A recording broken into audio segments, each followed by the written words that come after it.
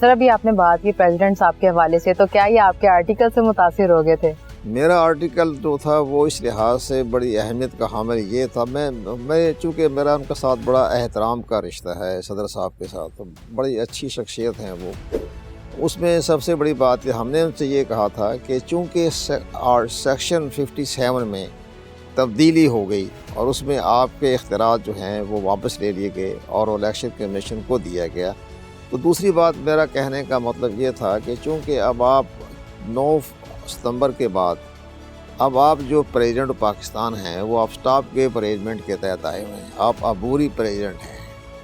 آپ ٹھیک ہے اختیارات تو دیے گئے، آپ عبوری سمجھ لیں، عبوری ہے بلکہ نگران نہیں کہیں گے، عبوری پریزیڈنٹ میں یہ لکھا ہوا آئین کے آرٹیکل 44 میں کہ جب تک نئے صدر کا الیکشن نہیں ہو جاتا وہ اس کو کنٹینیو کریں گے.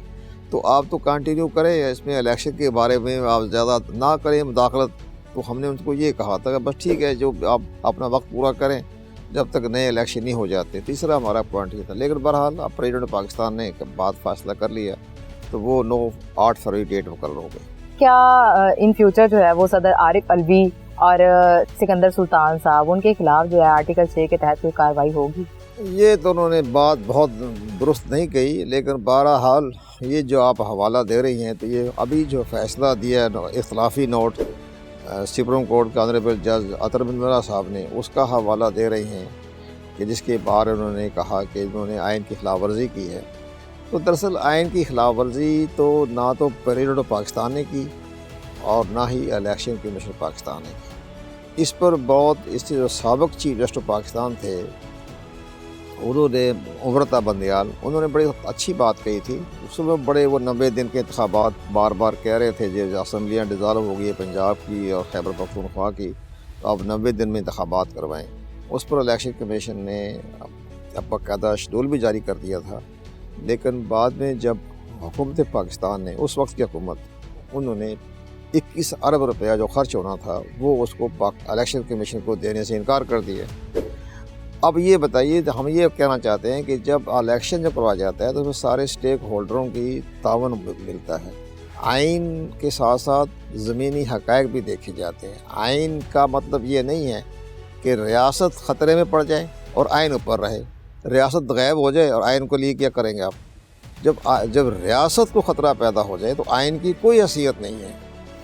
یہ پتہ نہیں ہمارے لوگوں نے کیا آئین کو بہت زیادہ مقدس بنا لیا ہے کہ بھئی آئین آئین آئین آئین نہیں ہوتا، ریاست ہوتی ہے، اور ریاست خطرے میں پڑے تو آپ آئین لیے پھر رہے ہیں.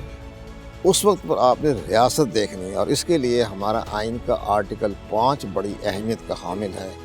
اور اس میں یہ لکھا ہوا ہے کہ ہر شہری میں پوری اسٹیک ہولڈر آ جاتے ہیں، آرمی ہب پورا آ جاتا ہے. اس میں لکھا ہوا ہے ہر شہری جو ہے وہ اسٹیٹ کا وفادار ہے، لائل ٹو اسٹیٹ، ایک لائن ہے، بس ختم بات ہو گئی. اب یہ کہنا جی وہ اس میں الیکشن نہیں ہوئے، 90 دن بھی نہیں ہوئے، آرٹیکل 6 کیا چیز ہے بھائی؟ آرٹیکل 6 ملک کے حالات اتنے خراب ہو جائیں اور آئین کو سسپینڈ کرنا پڑ جائے، ایمرجنسی لگانا پڑ جائے اور ایمرجنسی میں آئین کی بعض شکلوں کو معطل کرنا پڑ جائے، تو آرٹیکل 6 کہاں سے آ گیا؟ ریاست دیکھنی ہوتی ہے. تو یہ چیزیں بات نہیں ہے کہ آپ چھوٹی سی بات پر جو آرٹیکل 6 لگا دیں. بھائی چیف الیکشن کمیشن نے ساری ریکوائرمنٹ پوری کر دی تھی، آپ نے پارلیمنٹ نے انکار کر دیا. جب پارلیمنٹ نے یہ کہا جی ہم نے الیکشن 90 دن میں نہیں کروانے، تو آرٹیکل 6 کہاں سے آ گئے؟ اچھا سر، میں آپ سے سلطان راجہ صاحب کی بات کروں گی کہ آپ کو لگتا ہے کہ وہ اتنے پریشر میں رہتے ہوئے جو ہے وہ فری اینڈ فیئر الیکشنز کروا سکیں گے؟ سکندر سلطان راجہ ہمارے بہت اچھے دوستوں میں سے ہیں اور ہمارا بھی بہت احترام کرتے ہیں، میں ان کا بہت احترام کرتا ہوں. اس میں یہ ہے کہ یہ پہلے شخص ایسے آئے ہیں جو یہ کسی پریشر میں نہیں آئیں گے.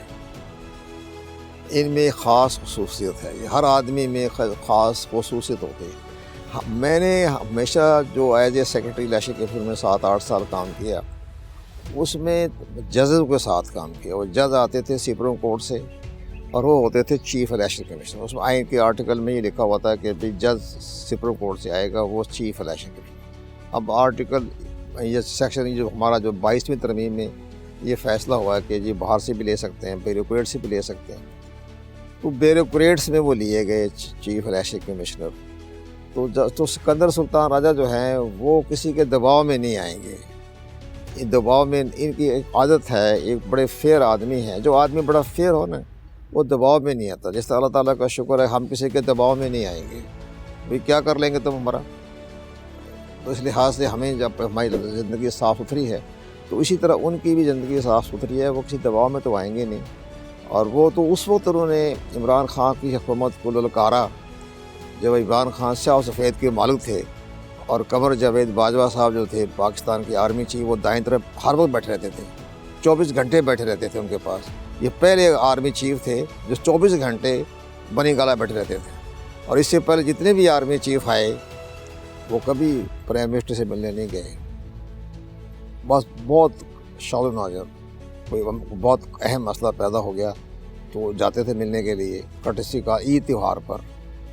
اور یہ قمر جاوید باجوہ صاحب اور فیض حمید کی دونوں کی عادت تھی کہ دونوں پہنچ جاتے تھے وہ بنی گالا میں، اور وہ بنی گالا میں بس گپ شپ لگا رہے ہیں. یہ بہت غلط کام تھا کہ آرمی چیف کا ایک میں بڑی مثال دیتا ہوں.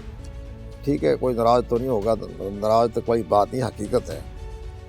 جب آصف نواز جنجوعہ بنے chief of the army staff, میں ان کے ساتھ میں نے تو ظاہر ہے ہمارے جانے والے تھے. وہ جب وہ تھے نا بریگیڈیئر، اس وقت سے ہمارے تعلقات تھے. تو وہ ان کو جب بنے آرمی چیف تو نواز شریف صاحب پرائم منسٹر تھے. انہوں نے اپنی طاقت دکھانے کے لیے کہ جی میں پاکستان کا پرائم منسٹر ہوں، وہ ہر چوتھے دن بلا لیا کرتے تھے.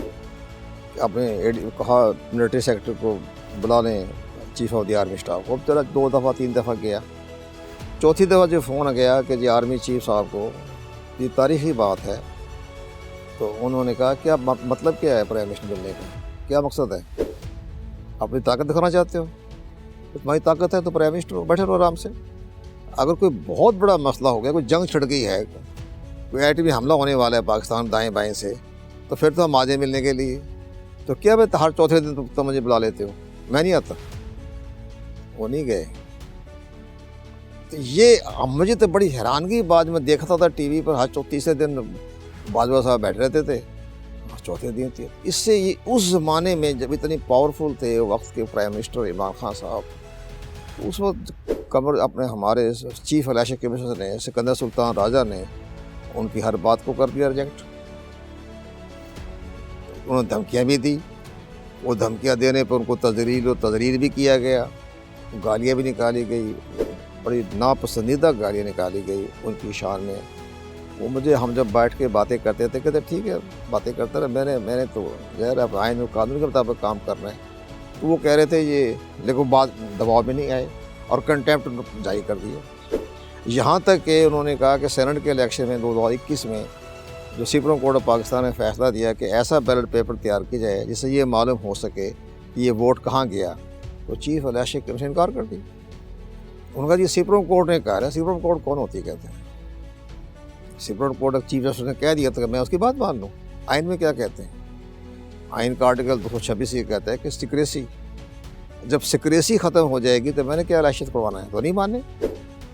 اس لیے یہ شخص جو سکندر سلطان راجہ جو ہیں، یہ ہمارا جہاں تک اطلاع موجودہ سیٹ اپ میں ان پر کوئی دباؤ نہیں ہے. موجودہ سیٹ اپ کا بھی ہم بہت قریب سے جاتے ہیں. میں پنجاب گورنمنٹ کا چونکہ لا منسٹر بھی ہوں، اور اس کے بعد پارلیمانی منسٹری بھی میرے پاس ہے پنجاب گورنمنٹ کی. تو ہم تو سارے چیز دیکھ رہے ہیں، کر رہے ہیں. تو اب موجودہ سیٹ اپ ہے، اسٹیبلشمنٹ جو ہے وہ کبھی الیکشن کمیشن پر کسی معاملے میں نہیں کر رہی کہ جو بھی آپ نے آئین اور قانون کے مطابق کام کرنا ہے کریں. اور یہ بھی بڑی اچھی بات ہے کہ جناب ٹھیک ہے کہ معاشی لحاظ سے وہ آگے جا رہے ہیں. دبئی بھی گئے ہیں، اس میں پرائم منسٹر پاکستان، اور آپ حیران ہوں گے پنجاب کے چیف منسٹر اور جنرل عاصم منیر یا دبئی میں ہیں، وہ $25 ارب کا معاہدہ کر رہے ہیں. تو یہ ایک اچھی سوچ ہے. عاصم منیر صاحب جنرل صاحب کی بھی ہو گئی، اور پنجاب کا چیف منسٹر نے آپ کا پورا پنجاب کا نقشہ بدل دیا. جو 7-8 مہینے میں نہیں کر سکتے تھے 7-8 مہینے میں کر دیا، جو کہ 10 سال میں نہیں ہوا. تو اس لیے ان کو ساتھ رکھا انہوں نے چیف منسٹر پنجاب کو. وہ ساتھ دبئی بھی گئے ہیں، اور جب بھی اہم میٹنگ ہوتی ہے تو وہ ساتھ ہی ہوتے ہیں وہ. تو یہ ان کی ایک خاص کریڈبلٹی ہے، ان کی محنت ہے، متحرک ہیں. اس لیے جب موجودہ چیف الیکشن کمیشن کے دباؤ میں نہیں آئیں گے.